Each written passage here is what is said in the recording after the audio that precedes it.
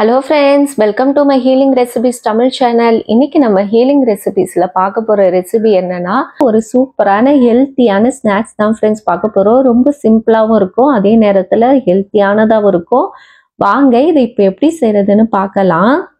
First ஒரு பவுல் எடுத்துக்கங்க. இதுல வாழைப்பூவை நல்லா க்ளீன் பண்ணிட்டு நான் ஆல்ரெடி தண்ணியில போட்டு வச்சிருந்தேன். ஏன்னா கருப்பாயிடும், அதுக்காக தண்ணியில போட்டு வச்சிருந்தேன். இப்போ அந்த வாழைப்பூவை தண்ணி இல்லாம ஒரு பவுல்ல சேர்த்துட்டு இந்த வாழைப்பூ மூழ்கிற அளவுக்கு கொஞ்சம் வெதுவெதுப்பான தண்ணியை நம்ம ஆட் பண்ணி நல்லா மூழ்கிற அளவுக்கு ஆட் பண்ணிட்டு இது ஒரு 10 நிமிஷத்துக்கு அப்படியே மூடி வச்சிடலாம்.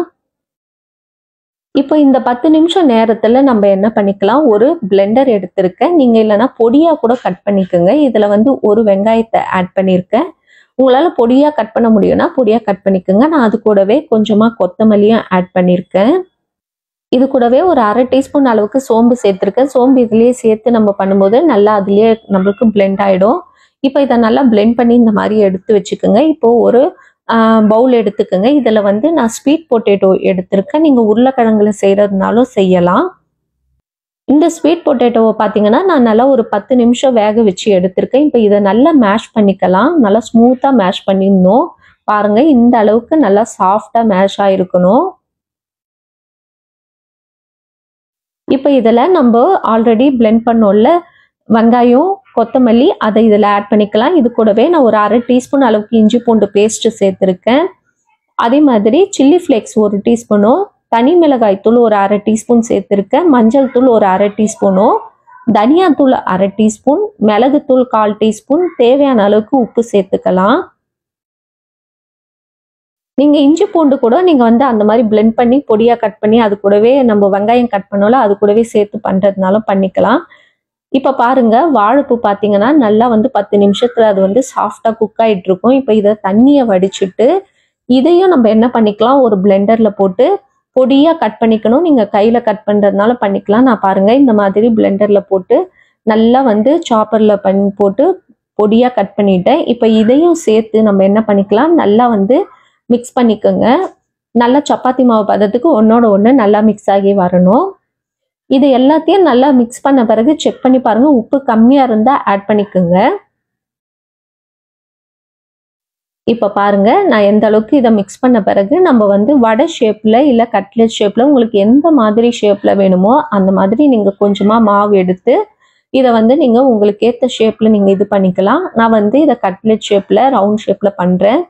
இந்த மாதிரி கொஞ்சமா மாவு எடுத்து உள்ளங்கையில வச்சு லைட்டா ப்ரெஸ் பண்ணிட்டு இதை ஒரே மாதிரி ஷேப்பா நீங்க ரவுண்ட் பண்ணிக்கோங்க. இந்த மாதிரி ஃபர்ஸ்ட் எல்லாத்தையும் ரெடி பண்ணி எடுத்து வச்சுக்கலாம்.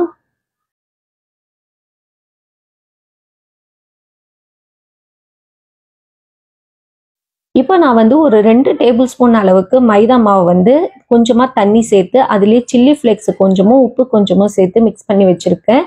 நான் இன்னைக்கு பிரெட் கிரம்ஸ் எடுக்கல, ஓட்ஸை பொடி பண்ணி வச்சிருக்கேன். இப்போ இந்த மைதாவில் டிப் பண்ணிட்டு நம்ம எடுத்து வச்சிருக்க ஓட்ஸ்ல மேலே ஃபுல்லா டிப் பண்ணிக்கலாம். இதுக்கு நீங்க பிரெட் கிரம்ஸ் போடுறதுனால போடலாம், மைதாவுக்கு பதில் நீங்க எக் ஆட் பண்றதுனாலும் பண்ணிக்கலாம், உங்க விருப்பம் தான். இந்த மாதிரி எல்லாத்தையும் கோட் பண்ணி நம்ம ரெடியா எடுத்து வச்சுக்கலாம். இப்போ ஒரு பேன் எடுத்துங்க. நான் இதில் கொஞ்சமாக ஆயில் சேர்த்து ஷாலோ ஃப்ரை மாதிரி தான் பொரிச்சு எடுக்கிறேன். நீங்கள் டீப் ஃப்ரை பண்ணுறதுனாலும் பண்ணிக்கலாம். அவ்வளோதான். இப்போ இதை எல்லாத்தையும் நம்ம எண்ணெயில் வச்சு 2 பக்கமும் நல்லா கோல்டன் ப்ரௌன் கலர் வர வரைக்கும் நல்லா கிறிஸ்பியாக ஆகிற வரைக்கும் நம்ம இதை ஃப்ரை பண்ணி எடுத்துக்கலாம்.